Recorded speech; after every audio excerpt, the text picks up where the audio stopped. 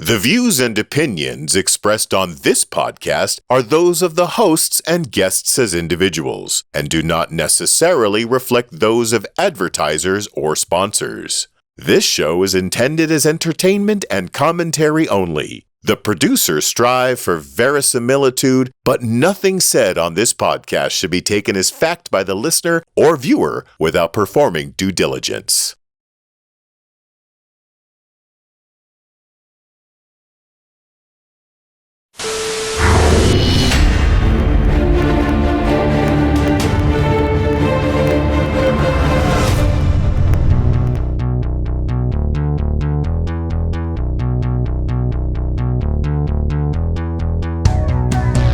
On this extra bigly bonus video, it's the Great Font Fight.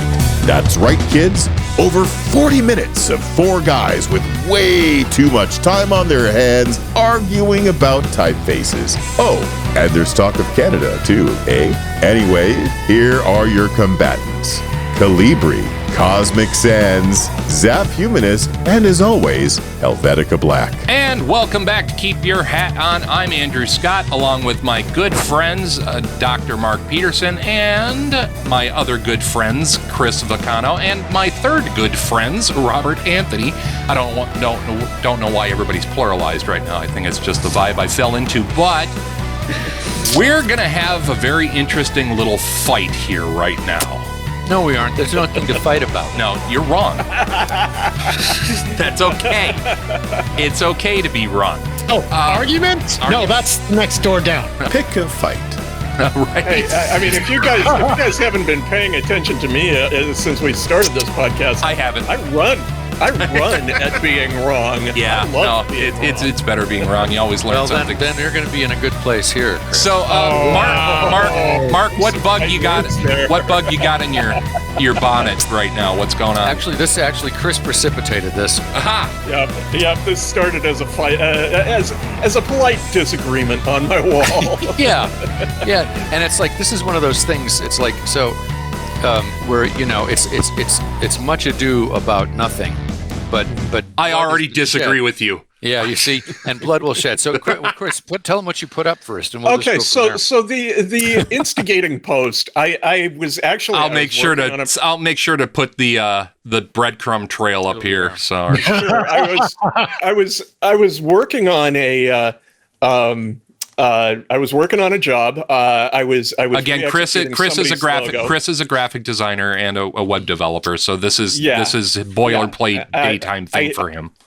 And one of the frequent things I have to do is people will send me logos to post on my clients' websites, and they always send me these crappy low-resolution JPEGs or GIFs or things like that. So I pull them into my especially when they have red and green right next to each other in a JPEG. That's always a good time. Leave them alone. Just vibrates. With JPEGs, there are all these artifacts because they're super compressed, and anyway, it's a mess. So I'm cleaning up this logo. I pull it into my illustration program, and I've gotten very good at replicating anybody's logo. I've been doing it for a good 15, 20 years now. And I do font identification and things like that. I mean, my parents were typesetters, I should say. Oh. And so I've been immersed in fonts and type since I was a little kid. So I didn't know. By the way, we're going to circle back to that because that's where my background comes into this too. But this is really cool. Excellent. I didn't know that before. Keep going. I think we're going to have a really fun conversation. Well, I've got 4 years of journalism in my background as well, so I've got a dog in this fight. There you go. So I was working on this logo and I identified a font as being Helvetica Black. And I go through it. I'm like, okay, that's fine. And I'm looking through my installed fonts, and I don't have Helvetica Black. I know. I physically reacted to that when I saw it. I was like, wait, what? What? I've got.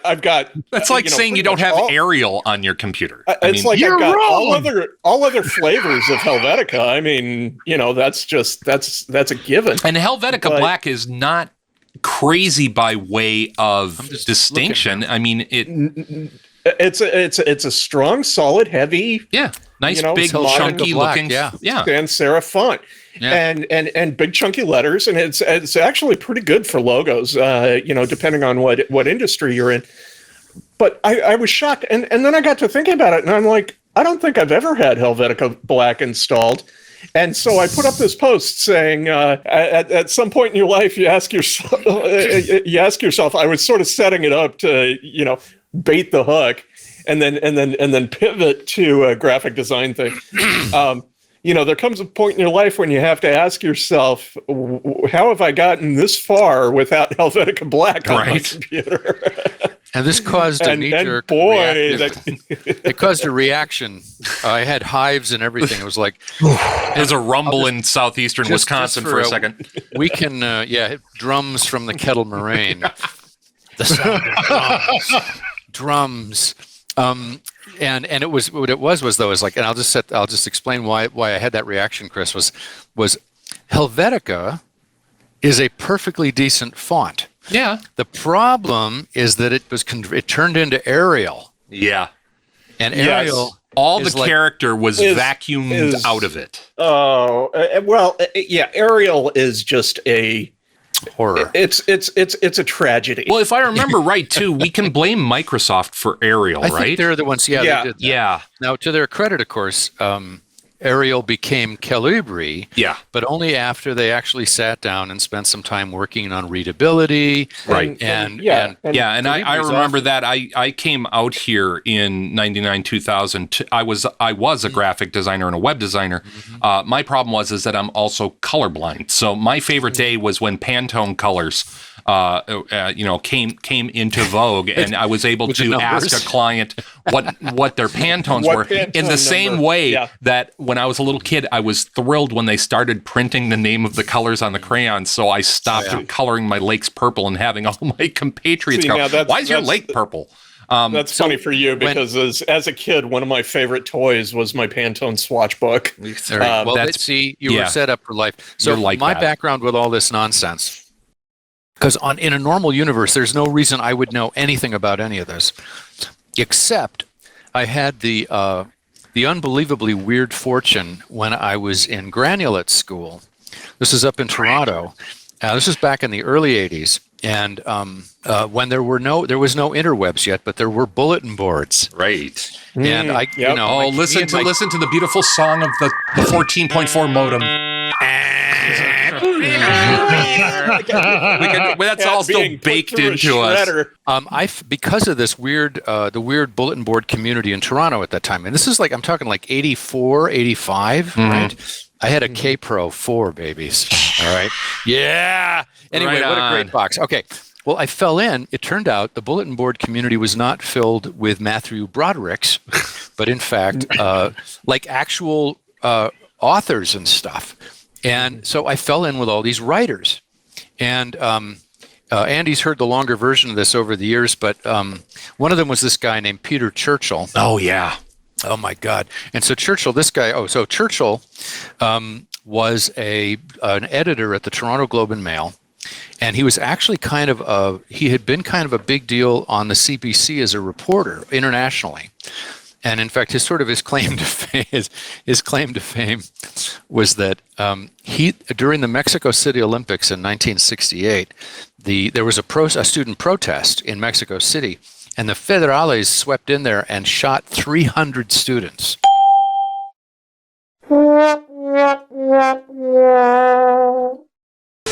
So we were talking about Peter. Oh, look, Churchill. There's Dr. Mark now. Wait, am I in here? Hey, Dr. Mark, good to see you. Oh, we had a problem with the replicator circuits. Been? Yeah. Wow. So, anyways, man, Ty, what's in these, man? Wow. The last time you get one of those from me, huh? Yeah. Or maybe not. Pufferfish toxin. The rest of them. That's what this is. Pufferfish I've been sucking it with my blowhole. Anyways, folks, sorry. We had a little bit of a technical glitch, and by technical glitch, of course, I mean I forgot to hit record. So we've got Dr. Mark visibly with us now. Please carry on with your story about fonts. Well, let's just make this. We can do this the way it was before, so everybody will be comfortable. There you go. Now, well, seriously. I was talking about my friend Peter Churchill. So I was saying that Churchill's claim to fame in the CBC. This is kind of his whole life was like harrowing as hell. I mean, he was the guy who founded like the first beatnik coffee house in Toronto. Yeah. And so he got to know all of those people. And I can't believe I just forgot her name. Who wrote *Handmaid's Tale*? Oh, Margaret Atwood. Margaret Atwood. Yeah. And Margaret Atwood got her start in the Bohemian Embassy in Toronto. The Bohemian Embassy. I like that. Yeah. Yeah. That's good. In like 1950 something. All right. And so it's like, and Churchill remembered her from those days as like the earnest 16-year-old, coming up to the open mic to read her poetry. It turns out she did really well later. Yeah. Anyway, so Churchill's whole life was like this. The more I got to know him, it was just insane. He was caught behind lines in Korea, Jeez. which left him a little bit jumbled in fascinating ways. Yeah. Oh yeah. He was. Imagine that. Yeah. And Surprised he came out with the spleen. He would go quite mad about every 10 years, and when he did this, not while I knew him, I found him in one of his calm periods In a salient patch. In order not to get locked up, he would move to. He was fluent in a bunch of different languages, like French and Spanish and all this, and so he would move to like the beach at Nerja in Spain for like a year or two, and wait until he got sane again, and then he'd go back to work. Go bonkers. It's pretty. But I'm much better now. I'm saving this as a survival strategy for later. Right? I think I'm going to keep that in my pocket as well. Let's go off into the woods, go nuts, come back, make sure everybody's still safe. So here's an example. That worked crazy. great for Ted Kaczynski. Yeah. Well, he kept writing, didn't he? Yeah. Yes, yeah, he did. I guess. So, okay, sorry about this. This is just a little bit fascinating, but I will share this last little bit. So Churchill was the one who broke the story. So the official Mexican government was that 30 students had been killed. Right. And Churchill was the one who broke the story that it was 300. Yeah. And then in the middle of the night, the federales came in and dragged him out of his hotel room, no passport, nothing, and threw him in prison. Yeah, Mexican prison. Good place. Oh, yeah. And a crazy person. Yeah. The only reason Churchill got out, he says, is the guy in the next cell was from Time magazine. And he said, "Tell them I'm here." So they kept him for like a week. Just because he was next to a bigger fish. He was there for the Toronto Globe and Mail, so yeah, much bigger fish than smaller fish than Time magazine. Wow. But so anyway, apparently in the middle of the night, they this is in Mexico City, right? They took him out in the middle of the night, blindfolded him. He thinks he's going to get killed. He's handcuffed. They throw him in the trunk of a car, and they drive him all the way to El Paso. And that's where then they drop him. Backed up to the border, opened the thing, and literally like threw him blindfolded. Made sure the trunk badge was just over the line. Hit the auto release, and threw him into America. Anyway, so that's my and go. Yeah, these stories go on forever. By the way, but I just thought that would be funny. Well, okay, so Churchill, but so history kids. Churchill got a hold of, so I got to know these guys pretty well. They had a Sunday morning brunch at the Madison Avenue pub. I don't mind giving them a shout out just off of Bloor Street in Toronto. It was an awesome place. And there were about 10 or 12 of these guys. And like there was like the editor of Maclean's magazine and shit. And it's like, I mean, like, yeah, this is like, and so they would bring in an article every week. Right. And they would have brunch, and then like everybody would take turns and pass out copies, and then they'd like eviscerate each other. Sure. Like old, like red editors pens, with like red shield, pens at the ready, and the cigars and shit. Okay, I finally had to bring in the something, and they just had me for lunch, man. They beat me up to one, and Churchill actually stopped him and said, "It's not worth your trouble with this guy. Mark, just move down here. Let me just show you what you did wrong." And these are not the droids you're looking for. Right. Man, the horror was he was absolutely right. And so I always tell people, it's like a journalist taught me how to write. Well, okay, back to the fonts though. So Churchill, in addition to being like, I mean, his English prose was insane. But his dad had owned the newspaper in London, Ontario, where Churchill had learned to set type by hand. Oh, yeah. And this is where I learned what leading and kerning. Yeah. Mm-hmm. I mean, really. Yep. So it's like he was old school badass and all this shit. And he had very very serious ideas about what fonts should be used. The man had opinions. He had opinions. And here's one. This is my first exposure to this, and you guys can chime in on this one too. Times Roman. Yeah. Designed to squeeze as much print into a newspaper as possible. Exactly. As possible. That's right. Yeah. Right. Yep. And this was the beginning of my yellow brick road into font world. And so now, just to own up to you guys, in the Helvetica universe, I'm going to come down with Zap Fuminist, just step off, and in the book universe, I'd go immediately to Garamond and Palatino. I like Garamond a lot. Actually, the book that I'm currently writing right now, I toyed with the idea of putting it in Garamond, but I fell back on Calibri.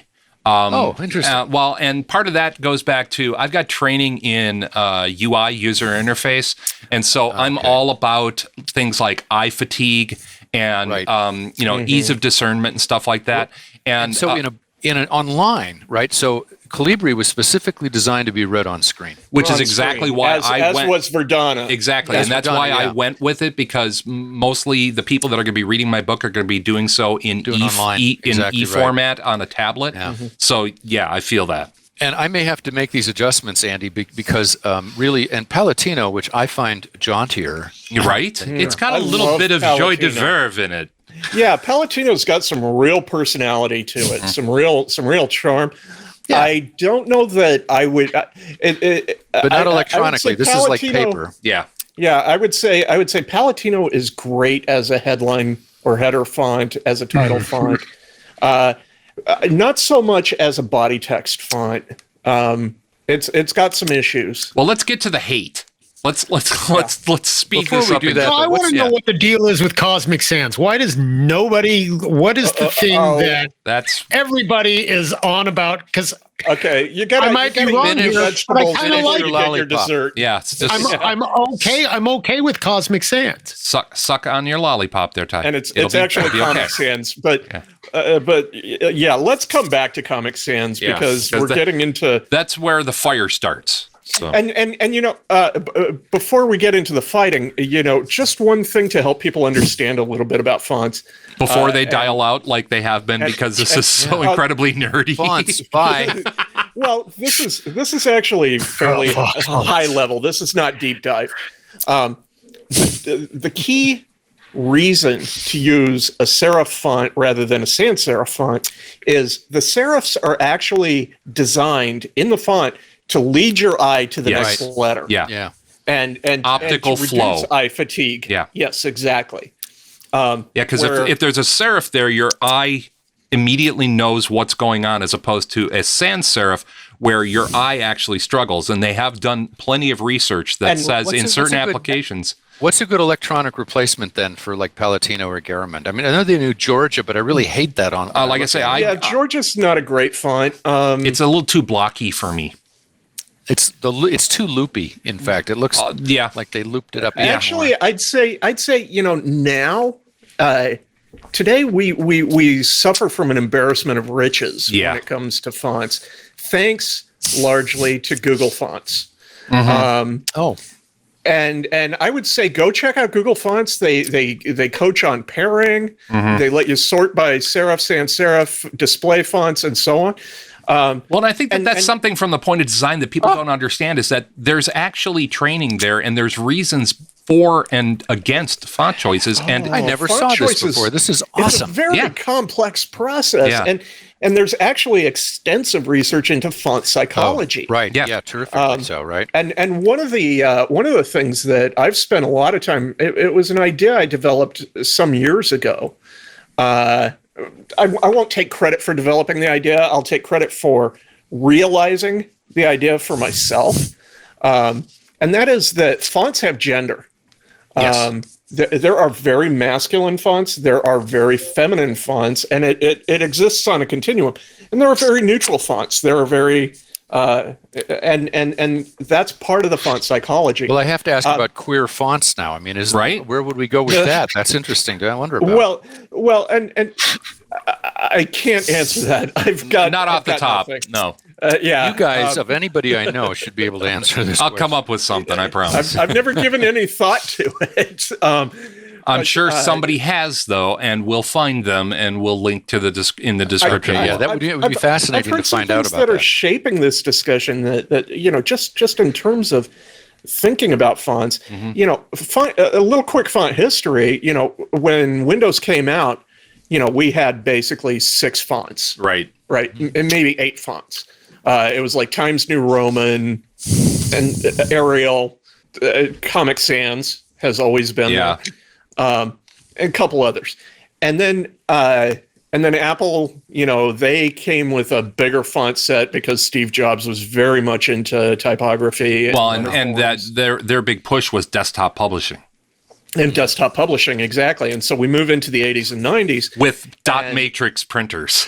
and most people were still only using those 6 to 8 fonts. For designers, a lot of new upstart young font foundries were starting to come up, and you could actually buy and download fonts, or actually before that they would come on a floppy disk. Yeah, and I was going to point to the fact that really this whole thing broke out as far as the great font fight goes back in 2006, 2007 when FontForge became available, and FontForge, for people who don't know. And that totally opened it up. Yeah, and I believe there's still a going concern. Was a way for people to design their own fonts, including using their own handwriting to make fonts. I've got one of those myself. But really, that broke the floodgates open, and that's where all the abject craziness as far as fonts go happened. Oh, and in the same way that it unleashed a lot of really good, cool, interesting new fonts by serious foundries and serious designers. It let a lot of garbage in. It also unleashed massive amounts of garbage. Yeah. And it's everywhere you look. I mean, it reminds me of like cable stations, maddening. right? Oh, it's a good analogy. You're right. Or like Facebook. There's good conversations, and then there's a whole lot of noise. Yeah. And the thing that's interesting there is, this is the beauty of what Google Fonts has done is they actually go through, they've got a team of typographers who are trained and experienced, and they're identifying and adding fonts to their library, and they've made them essentially universally available free of charge.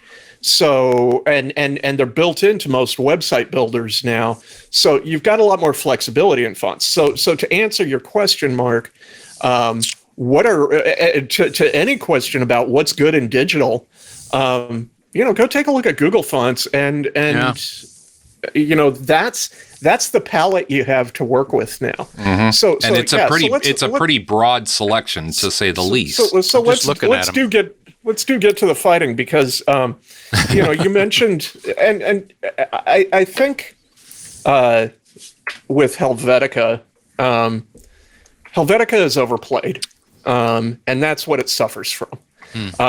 Well, I think that's pretty much the same thing with pretty much all fonts that are hated, is just that they've been beaten to death. There was a time. Exactly. There was a time when they were fresh. There was a time when they were not so obtrusive to the eye.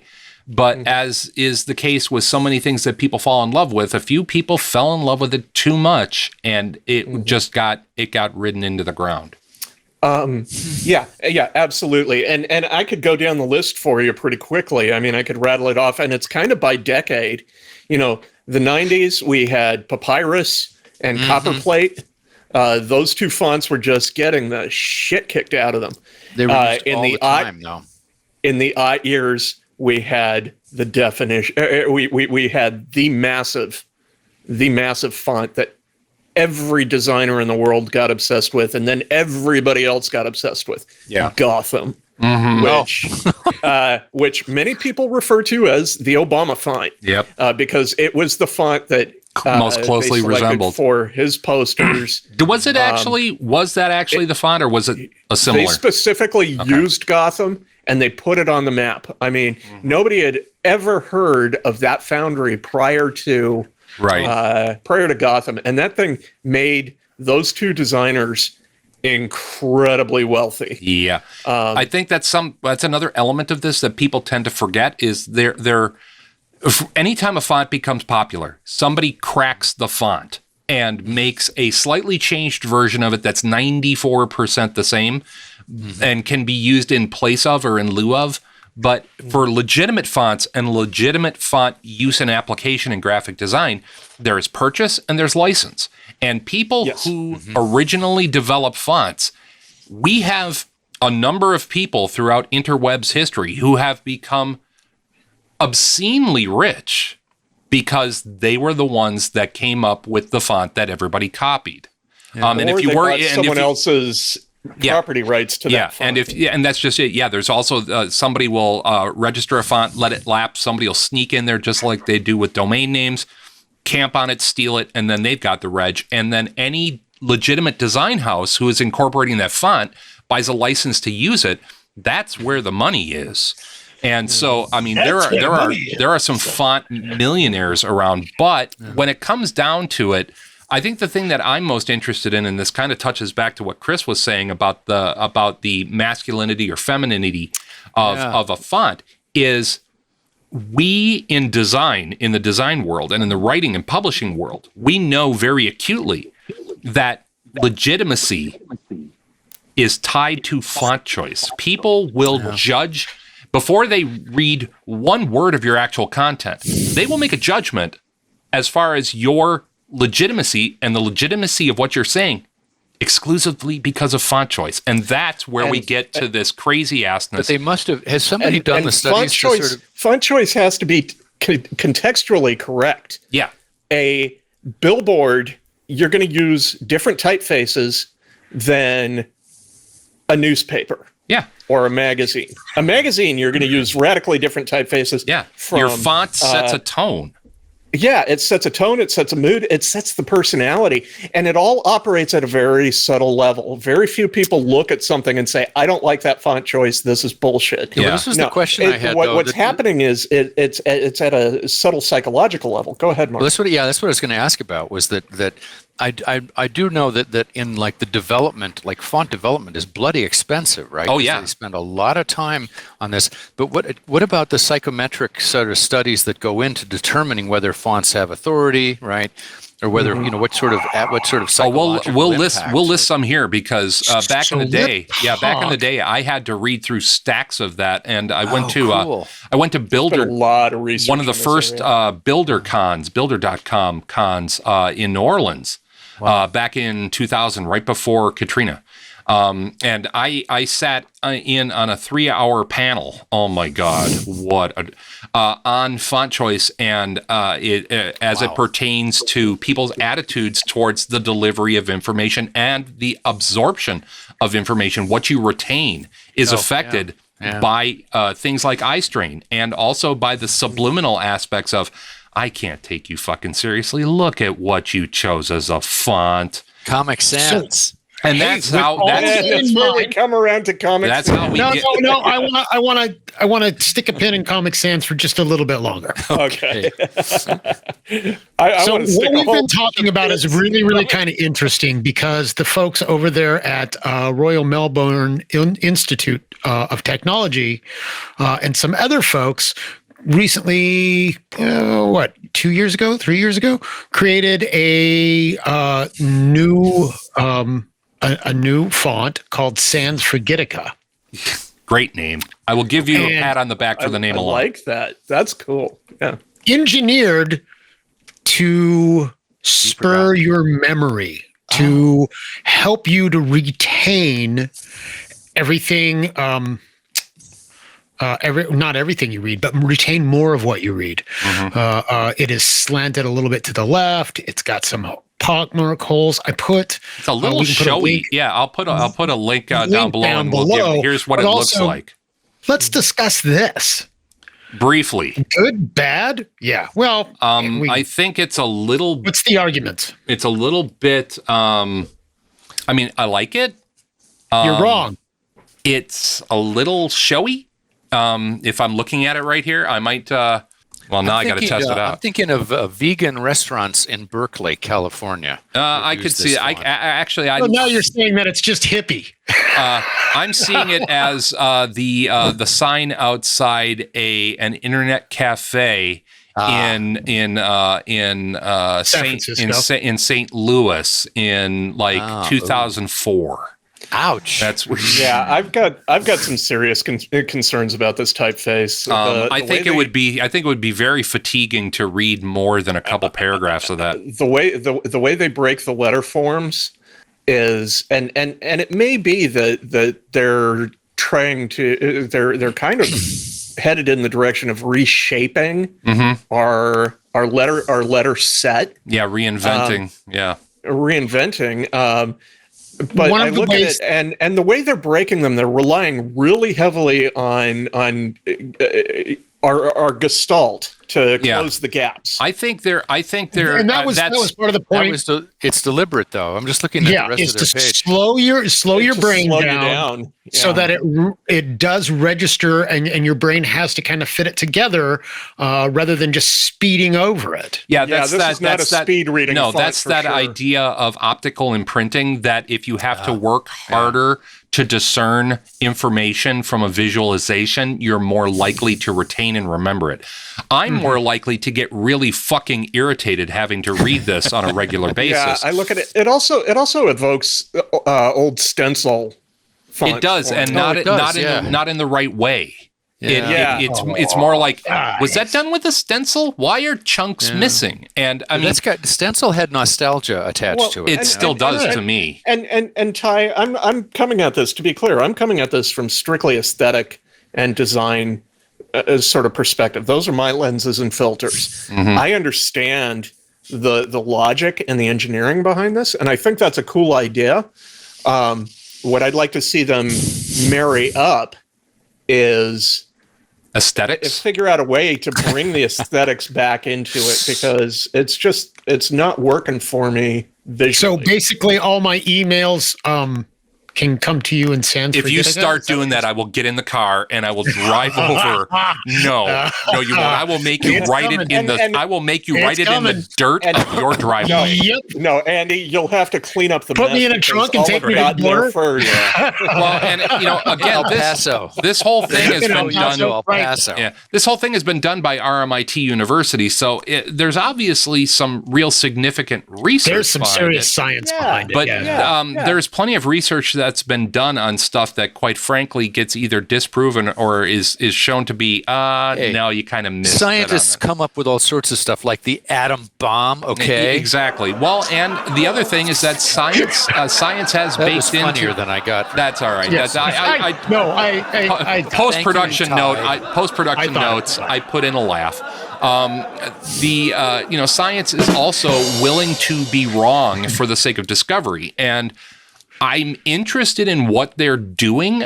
As from an aesthetic and design point of view, I see more problems than benefits in using this. Using it for a sign, using it for a logo, maybe so. Using it for regular reading, I would bail. I would bail in the same way that I would bail out of something, and I am one of these people. I will bail out of something written in Comic Sans. And this is where we've been headed this whole time. And this also speaks directly to what I was saying before, in that there is a legitimacy that is transferred from publication to reader through fonts. And somewhere, and I would say, what would this be? Like right around the millennium, the pitchforks and burning torches came out against Comic Sans. Now, none of us that are listening or viewing need to have explained to us who and what Comic Sans is. Because everybody knows what it is. But I think what's most fascinating to me is the legs that this hatred has. Well, okay. It's only grown over the last 20 years. A little bit of the history on the backlash, because first, in my observation, it started with Comic Sans sort of became, for a short period, the de facto font of choice in PowerPoints. Yes. And it crept into business. and it was everywhere. And it was like the font that you chose to convey information, but you wanted to have that information delivery slightly softened, a little bit friendly, yeah, or ironic. Do you think they were trying to be ironic? Maybe, or I don't think they were Vincent, who created this in October '94, had already been and Vincent, no hate to you, okay? We just want to make this clear. We're not hating on you. Creating child-oriented fonts. Yeah, well, that's looks for like quite exactly some time. like one. Well, and this is the wow. This goes to the point that Comic Sans in itself, there's nothing generally wrong inoffensive as a font. And actually, we keep throwing around the word font and typeface. Yeah. And really, we're talking about typefaces. Yes. The font is. We're not talking about fonts. No. A font is an individual variant of a typeface. Yes. So it's a more granular. Point Bacano. Comic Sans as a typeface is a perfectly valid valid object. This comes back to the point I made earlier about context and correct usage. And in fact, Andrew, I'm gonna actually call you on Comic Sans, because weren't you and I just looking at some artwork that you developed the other day? I have to cop to this. I have to where cop to this. it used Comic Sans and it worked. I will out myself enough. I will out myself enough. If you enjoyed our last video podcast on YouTube, there was a treatment that was done of the old zigzag rolling papers logo. And I was very proud of it, because as far as font match goes, it's actually very hard to find the fonts that were used for the actual words zigzag, because they weren't fonts, they were hand-drawn images. They were hand-drawn. They were hand lettering. But as is so often the case with art of that time, with illustration art of that time, everything was done by hand. And the bottom of the image, again, very common in Art Deco and Nouveau, was this very simplified script. It was kind of block text. It was all caps. And the only font that I could find, and I researched those fonts that have been developed to mimic that, it was fucking Comic Sans. It's the one that looked right, and I had to just grit my teeth and go, I just hope nobody notices and calls me on Comic Sans. Well, yeah. Now the cat's out of the bag. Yeah. Well. But the thing is that your eyeballs didn't fall out, your fingers didn't fall off. No, because it was used contextually, and it was not, and it was used correctly. Thank you, Chris. Thank you, Big Brother. As far as that goes, and also it is not the only thing there. I also had to use. I'm going to cop to this as well. I also had to use copperplate, because there's a place where those familiar typefaces come from, and often it is the 1910s, 20s, 30s. Those are those iconic typefaces, and I was in that world, and I was recreating a very iconic image from that time. So I had to go back and dust them off and stick them up there. So as I further come to the defense of Cosmic Sans, right? This is Cosmic Sans. The boys I'm going to Comic Sans. They don't want to talk about Comic Sans. They keep finding other stuff to talk about. No, I've been trying to go back to Comic Sans the whole time. This is actually you're wrong. This is actually used in schools due to its high legibility. Very true. It is and it is suitable. It is a suitable font for folks of dyslexic people. Which I am one of. I am also a 53-year-old man who doesn't need that much help and really doesn't want to see it on a meme. You're wrong. Doesn't want to see it on a meme about the G20. Yeah, see, Robert, you're talking about context. You're giving examples of correct context.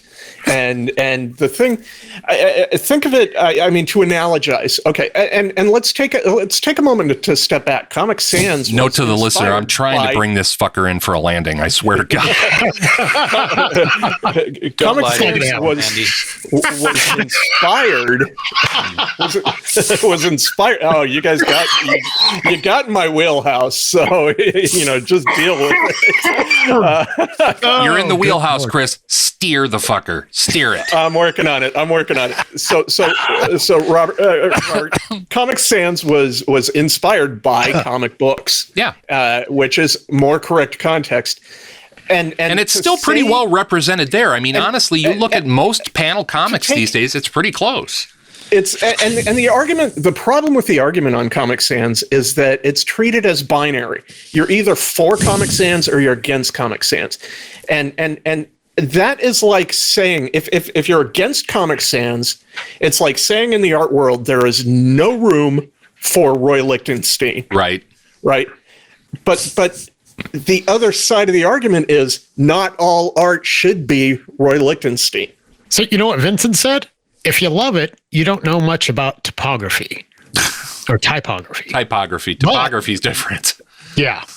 If you hate it, you really don't know much about typography either. And if you have a real hard, just get another hobby. Yeah, and if if you have a real deep and abiding opinion about it, you need to get out of the house. Mark, what were you going to say? Yeah, Mark, you were headed somewhere. Who's the Kincaid? So I'm going to draw the line and say Kincaid does not belong in a fucking art museum. All right, I will back that. I'm 100% with you there.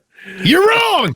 Ty. Well, he ain't no Bob Ross. I'm telling you right there. Yeah, I'd rather have Bob Ross in the Museum of we're just gonna make him happy. Yeah, we're gonna make him happy little fonts. We're just gonna happy trees. We're gonna put up a little bit of. We're gonna put up a little bit of Calibri over here. So I'm gonna bring this in for a fast landing and say every font has, every typeface has its place, and if you use it out of place, you're going to be subject to criticism. Tell you what, let's wrap on this here. Outside of Comic Sans, give me your most hated font. I'm going to go right to Arial because I get papers handed in with that all the time, and I have to reformat everything. I actually had to write. I actually have written macros now in Word so that when I get my students' papers come in electronically, it automatically reformats it into Calibri. Does it really? Oh, you put in that much. You put it that much of a safety backstop for your eyes and your brain. Yes. Okay. No, because I can literally go out. I can literally go out, Mark. I can literally go out into my shop about 15 feet away from me, go into a black tote, and pull out all the shit that I ever wrote for you. Yeah, and that was before. And I tell you what, like my very first paper was Arial, and every single one after that is Times. Well, that's what. But that's we were Arial. You know, that was what was available then. Yeah, and I mean, literally, the dot matrix printer was struggling with anything other than that. I grade on screen now, and so there's still people using Arial and some really awful blocky looking fonts. And so, I have it go through, change the font size to 11 Calibri. I make sure it adds, reformats the paragraphs properly so I can actually read the damn things. Yeah. Chris? I really had to put my thinking cap on this because I love typefaces. I love fonts. I'm a junkie for the whole thing. My most hated, actually, I can't say most hated. My least liked typeface has to be Lato. Which is the new Arial. L-A-T-O. L-A-T-O. L-A-T-O, sorry. And my problem with Lato is, you read that quip about, knowing something about typography, knowing absolutely nothing about typography. The problem with Lato is people who use it and love it and pass it around all over the place know just enough about typography to hurt themselves. Yeah. Oh, dear. And again, it's a matter, as is all things when it comes to design and public, it's a matter of overuse. Ty, do you got one or not? Yeah. The one that drives me up the wall. No, you're wrong. is Edwardian script ITC. I just find that so rough to actually read on the screen. Yeah, I don't. Those like handwriting Well, scripts. it's not designed for a screen font. No, it's for embellishment. wedding invitations. Yeah, exactly. Mine is a love-hate relationship that persists to this day, and it's papyrus. I think papyrus is one of, as much as the new batch of fonts that came out in the late 90s go, I think aesthetically it is the best designed font. It has the highest level of legibility. It's very versatile when it comes to layout, but again, it was beaten into the ground. Oh, yeah. And it still is. When I see papyrus now, and here's the funny thing about papyrus. Go look at the posters for Avatar. Yeah, it's it. It's it. Yeah. So, and every vegan restaurant menu in the last 20 years. and holistic healing practice. Yeah. And, yeah. I mean, and it's sad. I again, it's cringe for me because I went through a huge papyrus phase in the 90s. I like that. I think everybody did. I think everybody. But then did. I turned 15. You know. Wow. Yeah, exactly. Wow. That was akin to. I remember my first beer. Yeah, exactly. Yeah, exactly. Yeah, remember that first time we did mushrooms? Anyways, listen, folks, we're going to take a quick break. We are running long on time again. Surprise. But, talking fonts, that's the serious shit. We don't shy away from the real considerations of the day. Deep controversial issue. This is Keep Your Hat On. This is the show where we don't know where we're going to go, as we just proved to you. I'm Andrew Scott, along with Dr. Mark Peterson, Robert Anthony, and Chris Vacano, and we'll be right back after this. Don't go anywhere.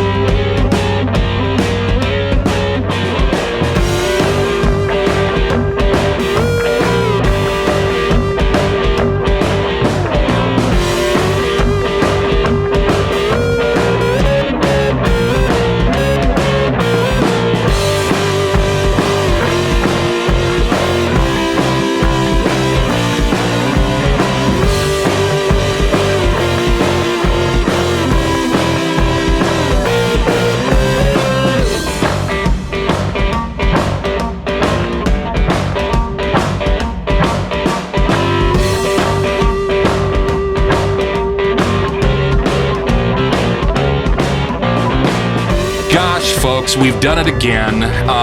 Thank you so much for hanging in with us. We've had some technical difficulties for the people who've been watching. They've seen that. For you people who are listening, we're just fine. But until next time, everybody, make sure to keep your hat on. That's Dr. Mark. That's Chris. That's Ty. I'm Andrew. And we're the hats telling you, remember, keep your hat on. We may end up miles from here. Take care, everybody. Wear your masks, get your shots, help out your fellow man, and we'll see you next time. Thanks a lot, everybody. Bye-bye. Okay, everyone, grab your Xanax. We all need a bit of a come down after that level of stimulation. I was always partial to Calibri myself. Maybe a little bit of the Zap Humanist, but Helvetica Black's good in a pinch. I don't know about that Lovecraftian business you're offering here. Well, there's a chunk of time you can't get back. From Portland, Oregon, this has been Keep Your Hat On, a big little show about a whole lot of nothing in particular. Keep Your Hat On is a narrowband broadcast network production in association with PodSquadPDX.com. Andrew Scott, executive producer. Robert Anthony and Chris Vacano, associate producers. Our theme music was written and produced by Andrew Scott, along with help from Ron Kajawa. Website design and maintenance by Vacano Creative, Chris Vacano Webmaster. Available at VacanoCreative.com. Audio and video production by Andrew Scott, available at AndrewScottMedia.com. Got ideas or comments for the show? Email us at talkback@kyhopodcast.com, and don't forget to like, click, and subscribe. On behalf of the boys, I'm your announcer, Michael Brumage. Thanks for listening. I guess. Printers' typecases are stored in cabinets like this. The typecases go in and out on slides. However, there are no stops on these slides, so care must be taken to avoid pieing a whole case of type. NBBN. The Narrowband Broadcast Network. The focus is on you.